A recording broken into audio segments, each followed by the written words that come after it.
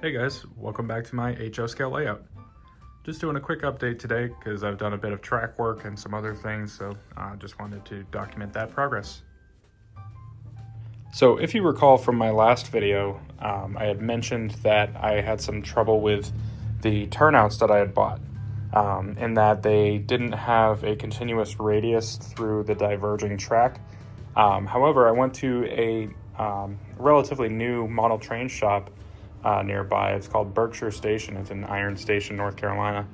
And while I was there just checking out the shop, I happened to walk right past these switches here, and I took a look at them because they did say they were tight radius turns, but they actually did have that continuous radius all the way through the diverging track, whereas the old ones that I had, this last like 2 inches of the diverging track was actually perfectly straight. So a big part of what I've done for track work was actually undoing a lot of my previous work and then redoing it. So in that, I had to replace the switches and everything, but I also had to recut a lot of the flex track that no longer fit because switches moved around. Like I said, in my last video, I had to reposition switches in not so prototypical ways in order to correct the radius that had been thrown off. So I still have a couple broken connections that I have to fix here and here. But aside from that, I do have the perimeter loop as one continuous line. So I'm probably going to get those cut later this evening and get that all joined together. But one thing you'll notice is that I still have a lot of the foam pins holding everything together. Nothing's glued down, nothing's drying. Part of that is because while I was undoing a lot of the work that I had done previously, I realized how much of a pain it was to do everything or undo everything that had been glued down, which obviously that would be the case. So right now, the reason why I am just pinning these down versus committing with glue and everything is because I'm trying to work out this electrical situation that's going to go on here with the Y that's part of this reversing loop. I am by no means any kind of electrical expert. Anything that I've learned for electrical work, I tend to forget about a week or two after doing it because it's definitely one of those things that comes with practice and stays with practice. So, and now one thing I want to say with that too is I'm very much a visual learner. So while I appreciate you guys leaving any tips and stuff in the comments, it's not the most helpful for me. Something that would be more helpful is if you know of a video out there that helps with this type of problem.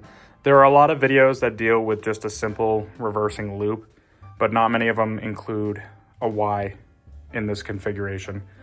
So it's really that kind of specific scenario that I'm going to need help with. I think I've kind of got it figured out, and I could be wrong. I'm sure someone will let me know if I am, but essentially just about every bit of track that you see on the table is essentially going to be the same polarity. I have the rails marked, black on one side and blue on the other side. I have that consistently marked around the entire table, with the exception of this straight bit of track starting right about where I'm pointing at the end of this switch up to this one.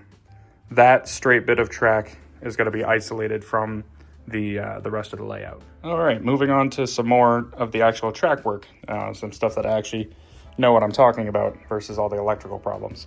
One thing that I kind of spontaneously did was I added in this switch with some track going off the table, this being my interchange with the greater rail network.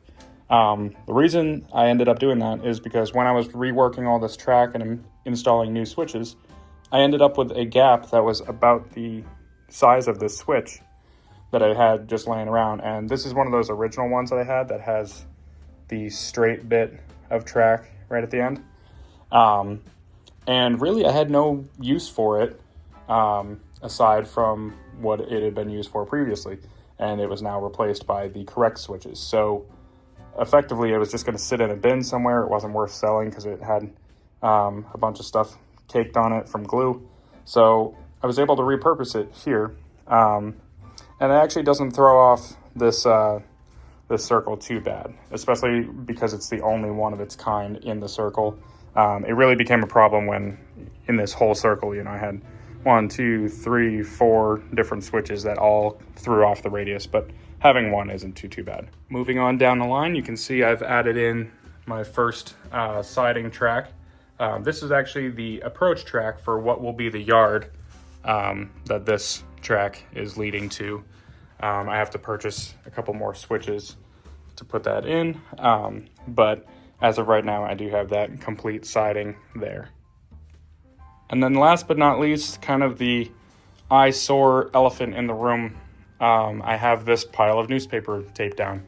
As I mentioned in my last video from my track plan, this area of the layout is going to be kind of hilly, mountaintop-ish type terrain. So right now I'm just building up that terrain, which I will eventually cover with plaster cloth. As you can see, I'm just using newspapers. We get these Food Lion mailers in the mail, so I've just been using those, some packing materials from various things that I've ordered, but it's essentially garbage that's being taped down, so I'm not going out and buying garbage to tape down. So just as it shows up in the mail, it just gets added to the pile. Once I've kind of filled in at least this base layer within the circle here, then I'll kind of, you know, pile it up a little bit higher in the center or wherever. I really would like to do a, you know, a semi-residential area, like couple spaced out houses, plenty of trees between each of them. And then I also want to include like a Christmas tree farm over here. Have a lot of good memories of going to those as a kid, so I thought that would be cool to incorporate in the layout. Some other details of this, I plan on having like kind of a rocky face on the backside there, and that'll really kind of like separate, you know, the houses from the train. It'll be like something that's passing in a valley below. I haven't really thought about what's going to be in this area too much. It's going to be more of the terrain, like I said, the houses and stuff. I don't want to overdo it with the scenery. You know, sometimes the negative space is your friend, you know, just rolling hills and trees. And that about wraps up today's update. Like I said, it was going to be a shorter one. Haven't made a ton of progress, but there were some noteworthy things, so I thought I would get it documented. As always, you know, if you guys want to follow along, you can like and subscribe to my channel. Leave a comment down below if you like. I really appreciate all the positive things that you guys said on my last video. And again, not really sticking to any upload schedule or anything like that. I'm just kind of doing this for fun. So I apologize if these are spaced out in kind of a weird frequency, but I do plan on continuing to do these. It's a good way to keep track of what I've done and the time frame in which I've done it. So with that, thank you for watching. I'll see you guys in the next video.